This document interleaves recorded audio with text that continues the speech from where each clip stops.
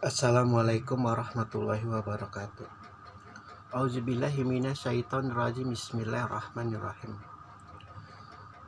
Wallazi qadara fahada, yang menentukan qada, yang menentukan kadarnya masing-masing dan memberi petunjuk.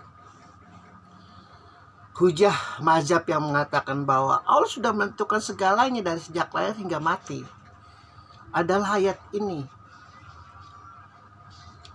Daun yang jatuh ke bumi itu sudah digariskan oleh Allah. Virus corona yang menyebar di dunia ini memang sudah ditakdirkan oleh Allah. Sudah tercatat di Lauh Mahfuz. Ada mazhab yang, dan bukan hanya ada, bahkan menjadi mayoritas di umat Islam, di umat Muslim. Dari ujung dunia ke ujung yang lain, dari utara ke selatan, dari barat ke timur. Allah yang menentukan nasibmu, Allah yang menentukan jalan hidupmu, Allah yang menentukan apa istilahnya, kebaikan dan keburukan, kejahatan dan kelurusan dirimu. Namun dalam meneliti sebuah ayat, dalam meneliti sebuah surat itu harus berurut. Kalau tidak berurutan, ya kacau akibatnya.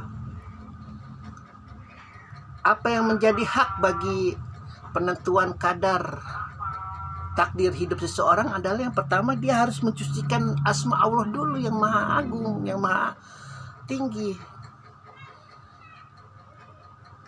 Karena ayat yang mengatakan bahwa Allah sudah menentukan takdir hidup seseorang, tujuan hidup seseorang itu di ayat ketiga, bukan di ayat pertama. Ada stepnya, ada langkah-langkahnya. Ketika engkau tidak mensucikan asma Allah, ketika engkau tidak mengagungkan asma Allah, lalu kau merasa dirimu berbuat jahat itu karena Allah, ya tidak. Engkau sholat saja tidak, puasa saja tidak, zakat saja tidak, baca Al-Quran saja tidak, tapi engkau merasa kejahatanmu itu didukung oleh Allah, ya tidak. Allah mengatakan sucikan nama Tuhanmu yang maha tinggi. Lalu kedua, yang menciptakan seluruh alam semesta ini lalu menyempurnakan dengan ruh-ruhnya. Ruh-ruh yang bergerak itu, ketika engkau mensucikan asma Allah, lalu Allah menentukan takdir hidupmu lewat ruh-ruh yang dia ciptakan tuh, menuju kebaikan, menuju ketinggian. Baru Allah menentukan kadarmu. Akalmu, batinmu, hawa nafsumu itu cocoknya di mana? Kalau kau cocok jadi prajurit, kau memaksakan dirimu menjadi seorang jenderal, lalu kau menggenosida selama 32 tahun, kau menutup informasi-informasi tentang kebenaran yang ada di Indonesia, ya matilah kau, mampus di neraka jahanam.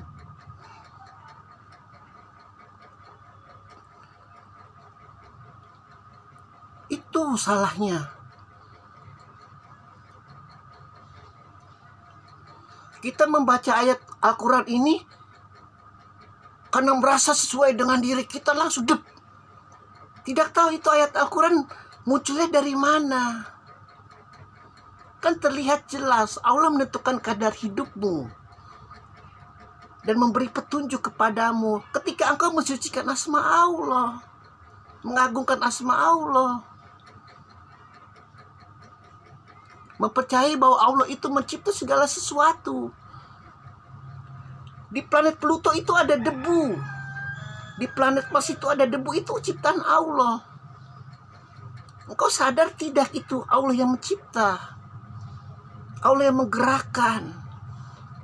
Ketika pikiranmu hanya bermaksiat, mencelakakan orang, menggenosida orang, mengambil yang bukan hakmu, lalu kau merasa petatang petenteng, kau masuk PNS itu hanya karena bapak ibumu, paman bibimu, kau petatang petenteng di depan temanmu, diketawain, sumpah diketawain. Mungkin di depanmu mereka tersenyum bangga, tapi di belakangmu diludahin. Baik teman-temanku seperti itu soalnya. Karena tahu dalam kehidupan sehari-hari semasa kuliah kerjanya hanya berzina di kos-kosan. Hanya mabuk-mabukan. Lulus langsung masuk kerja. Tidak beda dengan mereka yang tidak memiliki backingan. Diludahin di belakang demi Tuhan, demi Allah. Hati-hati. Kehidupan manusia itu tidak hanya di depan kita, di belakang juga. Iri hati, dengki, ujub, takabur, itu mainannya iblis. Banyak anak cucu Adam yang ditujang, ditujah kalau bahasa Palembang tuh ditujah dari belakang. Bahkan kalau Palembang menujah itu bukan di punggung, di pantat. Kalau di punggung dia masih bisa jalan, kalau di pantat bagaimana dia bisa jalan? Duduk saja tidak bisa. Itu saking kejamnya orang yang menujakan. Pisau di belakang itu sangat kejam. Hati-hati. Jangan terlena dengan ayat yang mengatakan Allah sudah menentukan kadar hidup manusia dari sejak lahir hingga mati. Memang benar, memang sangat benar. Tapi lihat ayat sebelumnya. Engkau mensucikan asma Allah? Tidak. Engkau sholat? Tidak. Engkau belajar? Tidak. Tiap hari minum minuman keras, mabok, judi. Kau merasa dirimu sudah ditentukan oleh Allah? Ya tidak. Ayat pertama dulu kau amalkan, sucikan dulu asmanya, minimal berzikir, berusaha berzikir tuh di dalam hati, batin, akal. Banyak itu gembong narkoba, gembong narkotika, koruptor itu merasa mereka di jalan Allah. Akibat ulama-ulama juga yang banyak itu yang bodoh mengaminkan, padahal tidak lihat ayat sebelumnya itu apa. Akhirnya mereka nanti di hari penghisapan, aku di jalan Allah, kata ulama itu begitu. Aku sudah ada takdirnya di lauh mahfuz. Mahfuzlah kau ulama yang mengaminkan itu. Kau harus bertanggung jawab atas apa yang mereka pikirkan, atas apa yang mereka hujakan nanti kelak dari penghisapan. Mau tidak mau. Karena kau mengaminkan manusia sudah ditentukan takdirnya dari sejak lahir hingga mati. Ya tidak. Bagaimana Allah menentukan takdirmu? Kau mensucikan aku saja? Tidak. Apakah ada aku di hatimu, di batinmu, di hawa nafsumu? Ada? Tidak. Kapan aku menyuruhmu untuk menggenosida? Kapan aku menyuruhmu untuk mengambil uang rakyat? Kapan aku menyuruhmu untuk menjalimi orang lain? Kapan? Kubakar kau di jahanam dengan malaikat Jabaniyahku yang sebesar gunung. Ya pasti Allah berkata seperti itu.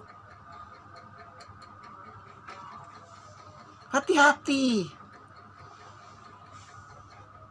Makanya kita kalau sebagai murid di pesantren, murid di alih majelis, murid di apapun, jangan 100% percaya kepada guru kita. Minimal disisakan beberapa persen kita untuk mengkritisi. Apakah benar? Kalau tidak, kau mati. Karena setiap elemen yang ada di tubuh kita itu berbeda. Pengalaman guru kita berbeda dengan pengalaman hidup kita. Apa yang menjadi pemikiran guru kita, apa yang menjadi hujah guru kita pasti berbeda, walaupun hanya sedikit. Ketika kau mengaminkan gurumu dan gurumu ternyata salah di mata Allah, kau jadi ikut. Matilah kau. 1 hari 1000 tahun di neraka. Untung masuk surga abadi. Kalau tidak percaya jangan peluk agama Islam, jadi ateis saja. Atau jadi penghuni Kristen saja. Mau berbuat zina, berjudi apa nanti Yesus yang tolong. Begitu. Jadi jangan syirik sama agama orang lain. Yang bebas minum-minuman, yang bebas berzina. Lah di masjidnya diyakinkan nabinya nanti akan menolongnya sebesar apapun dosa yang dia perbuat. Begitu. Islam itu agama yang sangat dewasa, tidak ada hal-hal semacam itu. Kau harus bertanggung jawab atas setiap ucapan yang kau ucapkan, perbuatan yang kau perbuat, hati yang kau rasakan. Kau harus tanggung jawab, tidak bisa tidak. Jangan apa-apa ditimpakan sama nabimu, enak saja hidupmu. Numpang hidup doang. Padahal kau tamu Allah, kau harus tahu diri. Alhamdulillahirabbil alamin.